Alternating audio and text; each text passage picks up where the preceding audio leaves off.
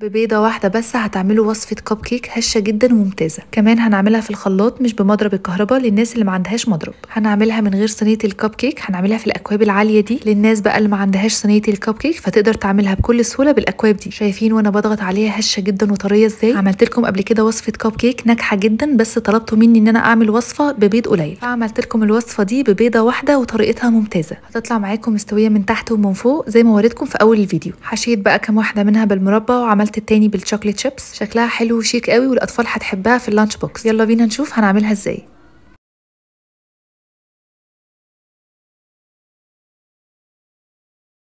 اول حاجه هنخل كوبايتين من الدقيق، ولازم انخل الدقيق بتاع الكيك قبل ما اشتغل بيه. كوبايه الدقيق ما بتكونش مليانه على اخرها، بتكون ممسوحه، وكمان بنرش عليها رشه من الملح.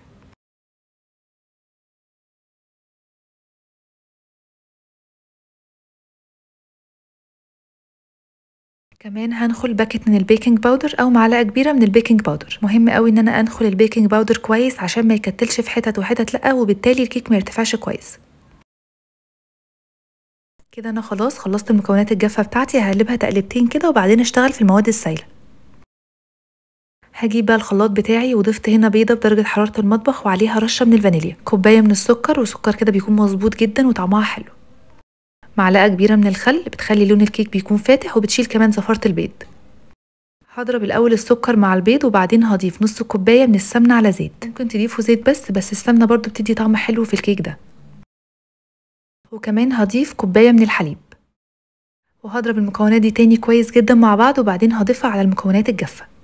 هقلب بقى المكونات الجافه في المرحله دي واشوفها بقى لو احتاجت سوائل تاني او لا. مهم قوي تعرفوا قوام الكيك المظبوط لان نوع دي بيفرق من نوع للتاني، ففي دي بيشرب سوائل وفي دي لا. احنا ضفنا كوبايه من الحليب وممكن نحتاج نزود بعد كده. انا هنا لقيت القوام بتاع الكيك سميك فضفت ربع كوبايه بس من الميه المغليه. الميه المغليه هتطري معايا الكيك وهتخليه هش جدا في الاخر.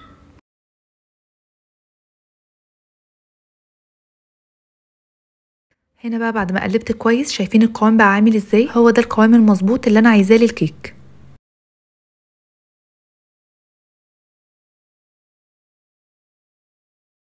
هرص بقى الاكواب بتاعتي، انا جايباها من السوبر ماركت، بتكون شكلها شيك قوي وبتكون بديل للناس اللي ما عندهاش صواني كب كيك. انا هنا استخدمت 12 واحده وهبدا بقى ان انا انزل فيها خليط الكب كيك. ما تحاولوش تملوا الاكواب على اخرها لان انا مليت اخر كام واحده كده بزياده فالخليط طلع بره الكيك بعد التسويه. هي عملت معايا 12 كوب بس كان المفروض تعمل معايا 13 كوب. هملى بقى كل الاكواب دي وبعدين هحشيها مربى. هي مشكله المربى انها بتنزل شويه في ارضيه الكيك، بس بصراحه ادت طعم مختلف للكيك.